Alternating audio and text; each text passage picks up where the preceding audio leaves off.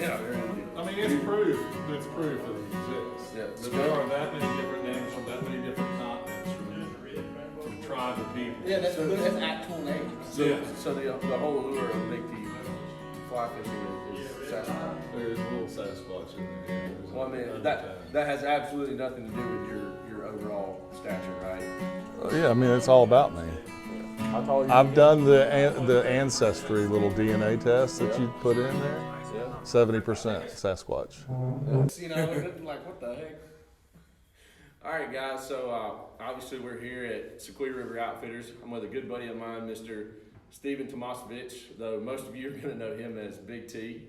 So we're going to sit down. We're just going to kind of talk about fly fishing, man. Sure. So Favorite topic? Favorite topic, right? Right. As you see, we're at the time table here. Got Ben. Y'all might know him from some of the other stuff we've done. Obviously, he does a lot with Jacob Brewster. So we're gonna get him after a while. Maybe do a little video with him later. Oh no. Yeah. I'm gonna have to beat that one a lot. No. No. So in all seriousness, why fly fishing, man? What was the allure of fly fishing for you? I goofed around with it when I was young, fishing poppers for bass and brim mostly. And at the time, I think it was just watching stuff on TV. It just looks cool. Yeah. And I've always been somebody who likes to build and create. And so the thought of making your own lures, tying your own flies was intriguing. Yeah. At the time, I got a kit. My mom got me a kit, but I didn't do much with it. You didn't do much with it. No, but at least the thought was there. So when did obviously, a lot of people start, like you said, with the pond fish and stuff. When did the trout come in? When did that come? Actually, people think I've been doing it forever, and it really hadn't been. So I'm an alcoholic, so I quit drinking about 8 years ago. And I was thinking about what am I going to do to occupy my time? And I crossed the Chattahoochee River at McGinnis Ferry and saw a guy on a kayak fly fishing. I was like, looks pretty cool. I got the old Crystal River 7-weight sitting in the basement. That one right over there? Yep. And so I pulled it out and started fooling around and got a kayak because I thought that's the way I wanted to go. And as soon as I got out of the kayak and started wading, I was like, ditch the kayak, and I headed up to the dam. But so that really was the catapult. So I transferred my addiction to trout fishing, essentially. Well, it's easily a good addiction. And when I hopped in, I hopped in. Yeah. Yeah, you dove in head I first. dove in heavy, and it was not, I mean, I had a flexible job, so I got up early, and I took a 2 to 3 hour lunch every day and got to the water. Really?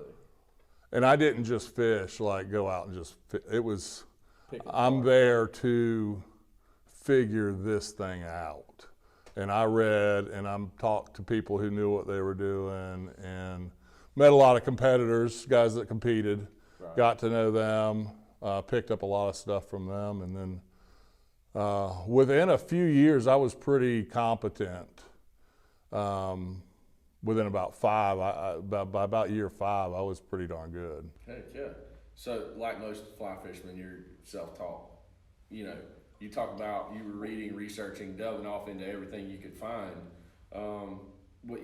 So for somebody that's getting into it, what are some things that you would recommend? Like where you started, Right. What would you recommend for somebody that's getting into it? First of all, nobody's self-taught. We all pull from everybody. And I don't mean that, but there's people who are motivated to learn by themselves and others who rely more on other people. I was very motivated to learn by myself. You can only learn so much by yourself. Right. I mean, seeing someone that is at a more advanced level than yourself, and then them showing you and teaching you. You can watch these videos on how to do it, but actually someone showing you how to do it could be a really big asset. Sure. That's something that's really helpful. There's too much information out there today. Really? Everybody's an expert. So what you're saying is maybe You got to figure out who's right and who's wrong. yeah. So And some of the people who you think are right, based on likes and based on viewer numbers, aren't necessarily right. And there's right, there's wrong, and there's a humongous gray area of you can do it this way and catch fish, right? So I don't mean that in a I'm always doing it the right way and there's no other way to do it. But there are some fundamental things that I firmly believe are the way you should approach water. I mean, I've seen people that are popular talk about approaching water and fishing from the top of the pool down.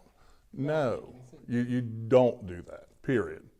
That's wrong. That's not in the gray, you can do it either way area, unless there's a specific way you're trying to fish and approach it. I mean, the 99% of the time, that's just not the right way to do it. So, what's happening? What y'all up to? You're right in front of me. Oh, shit.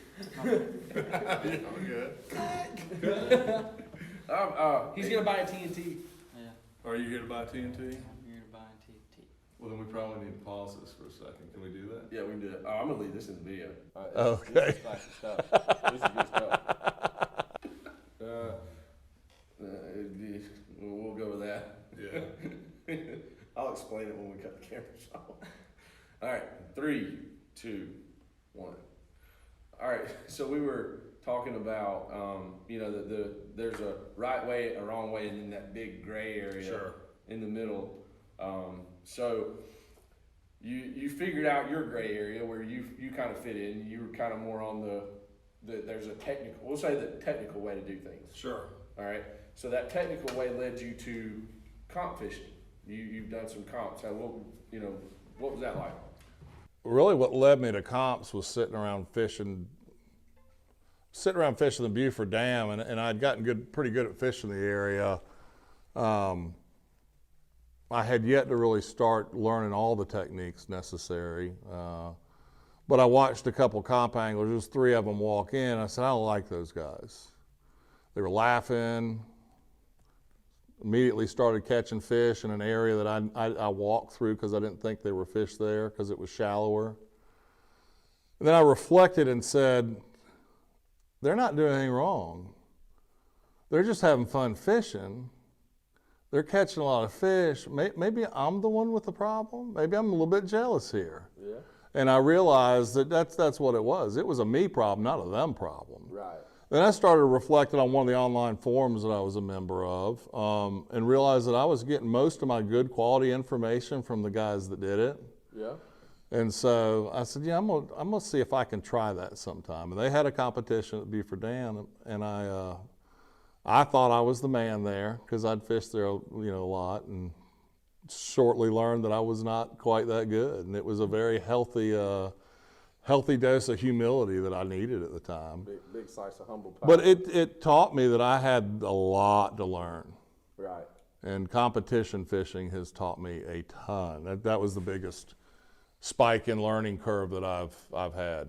So even if you're not gonna comp fish, if you would at least maybe look into what the comp guys are doing, if you want kind of a little bit better learning curve as to like, okay, I can go and catch fish. Sure. But when you're looking at 20 fish in a run and you only catch 2, you want to be that guy that can catch more than 2 out of that one run. Sure.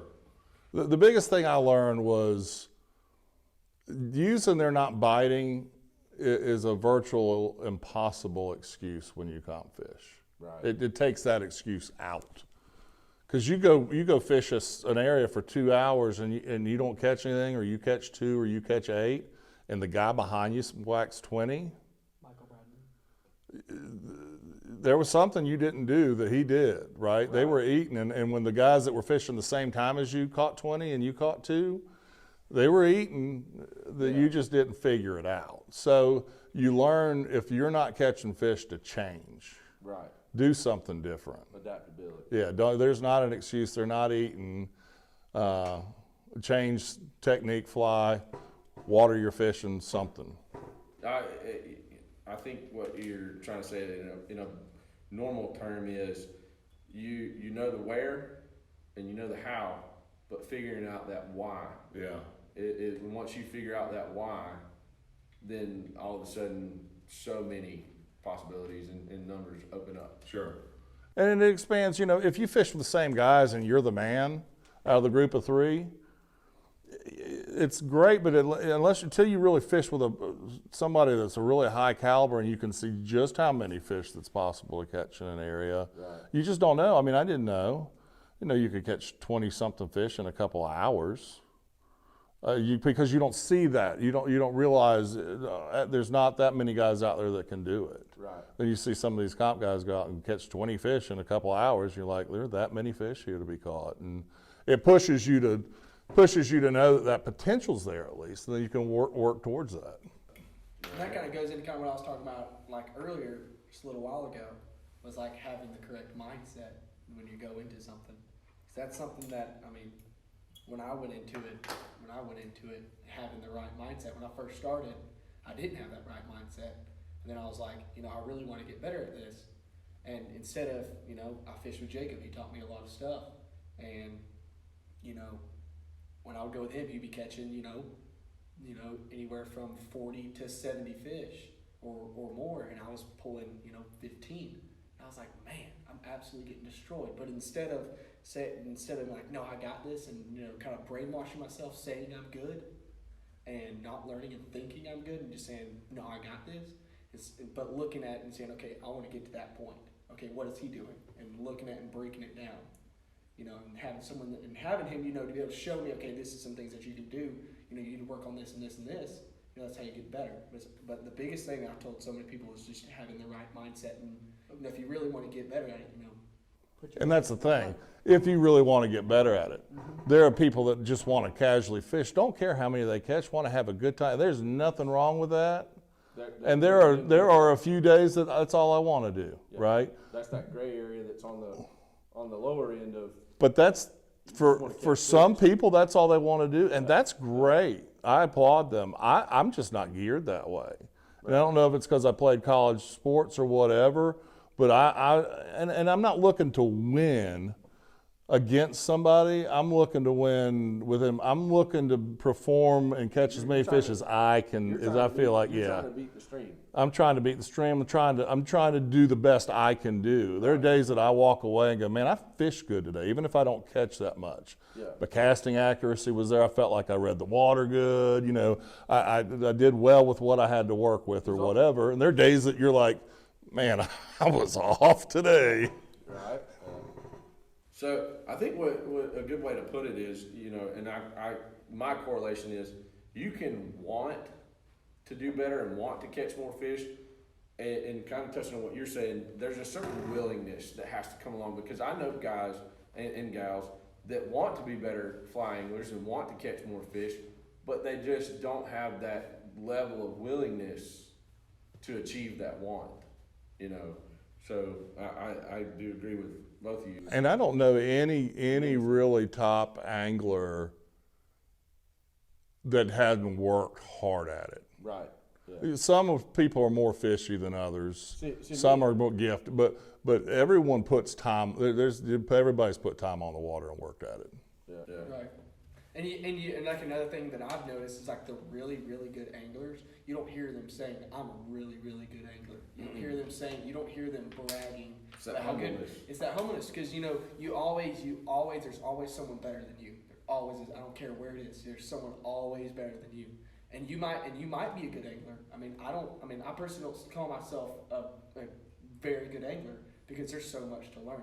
The other thing is there's always somebody you can learn. You can learn something from everybody. Exactly. Right. I learned that guiding. I'd guide somebody who'd hardly fished at all, like it was his third time, and he showed me how to tie a particular knot that I hadn't used. Yeah.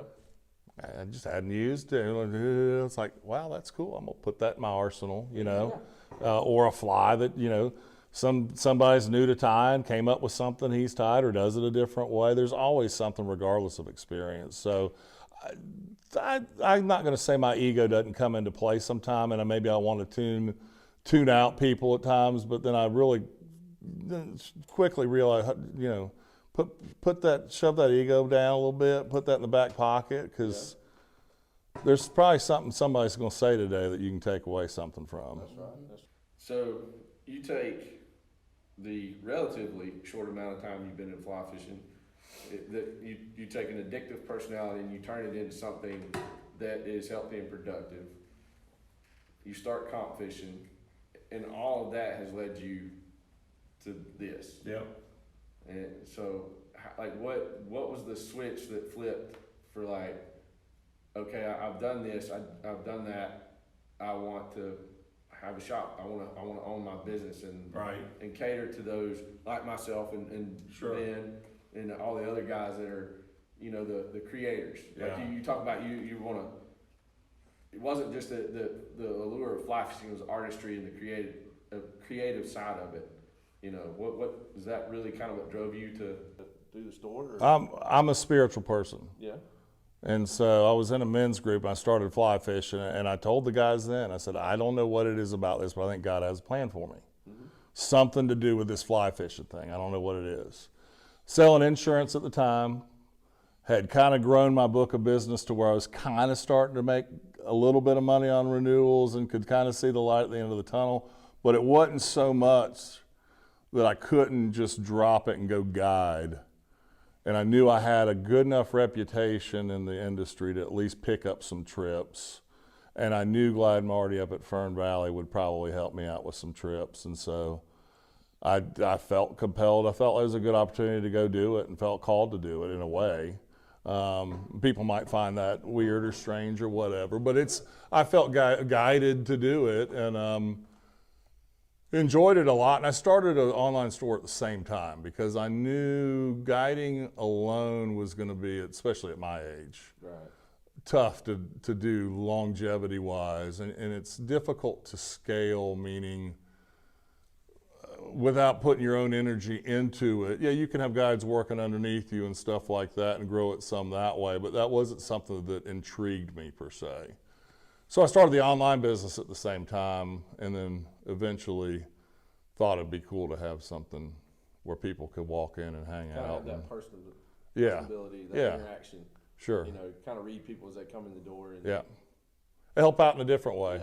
Yeah. You know, you talked about earlier guiding in a different way. I'm still guiding. It's Guiding just 365. guiding you on which flies to pick up, which rod and reel to look at. So, well, all that being said, man, I consider you definitely one of the, as like I said earlier, a steward of the sport, you know, and just the impact that you've made locally around here, and even as far as you've reached. I know I'm going to name drop somebody, Tim Camisa. You've tied flies on his channel and stuff, and you even sell his book here in the store. So, I think that from an angler standpoint, you know, for me getting into it, the short amount of time that I've been in fly fishing, as far as just not dabbling in it, just dedicating to it, I mean, your name was literally one of the first names that I've ever heard somebody talk about. You know, I met a guy on the stream over at Horseshoe Bend, Prowler, Right. Kevin, and it was literally like, hey, you know, Big T, like he's the man. You know, he's the guy. So. Well, you know, that's the best thing that can be said, I guess, is if at least if nothing else, if people can say, hey, he's a good guy. That's right. You need to go by and see him. Then I'll die happy knowing that's my reputation. Well, I'll say this from, you know, my standpoint, and probably a lot of other people, we appreciate your dedication and your contribution to the sport, especially in this area and stuff. And again, you know, I want to thank you for sitting down with me and doing this interview, Ben. Appreciate it. My pleasure. So we're gonna wrap up, but I think we need to go fishing. Yeah. Yeah. And come see me sometime. Yeah, that's right. Oh yeah, go ahead. Promo. Yeah. Store Come visit me. location. Soque River Outfitters. We are in Clarksville, Georgia. Online. So online, bigtflyfishing.com. Social media. Big You T. gotta work on your social media stuff. I know. gotta That's do a that's little not my favorite part of the business, but I do get posts out frequently. You do. I Man, do we post We frequently. do appreciate the river flow chart. I'm not gonna lie. Okay. I was like, Yeah, I look at it every morning. I was like, what's the river Yeah. to? Check me out on Instagram at Big T Fly Fishing. Yeah. So, I've literally got to where I don't even look at the flow chart app that I have. I literally. That's I the go goal. looking for his. Yeah. That's the goal. A friend of mine told me, I think there's a shop in Tennessee that does that. And he said, you need to do that. I said, yeah, I need to start doing that. Yeah, I like it. All right, well, we're gonna wrap up. Let's go.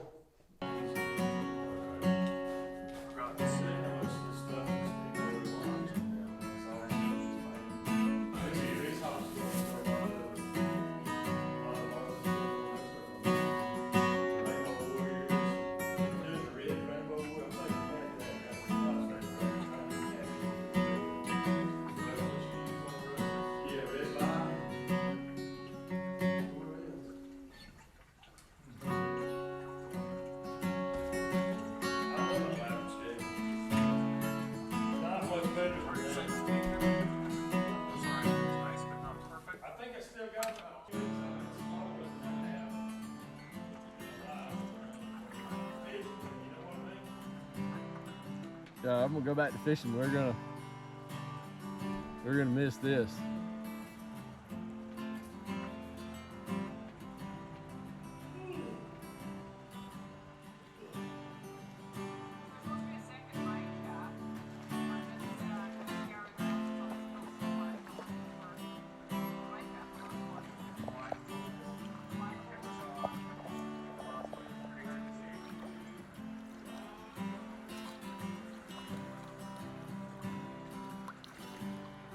Oh, he doesn't have a good Sing handle. it, T.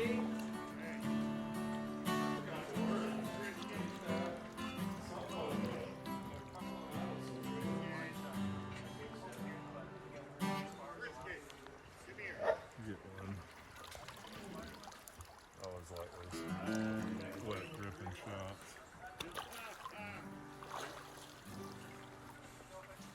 Nice. 82-inch trout. I just make them look small.